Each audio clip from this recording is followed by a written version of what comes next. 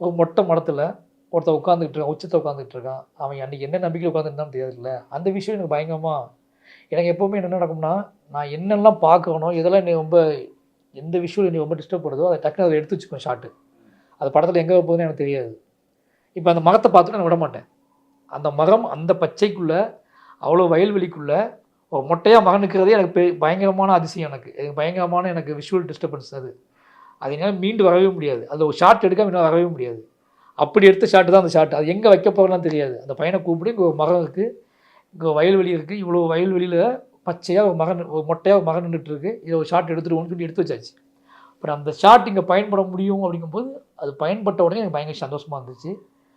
அதுக்கப்புறம் இவன் போய் அந்த கொம்பை போய் எடுக்கிறது, தலையை போய் எடுக்கிறது, இது எல்லாமே அப்படி கொண்டு வந்து சேர்க்கப்பட்டது.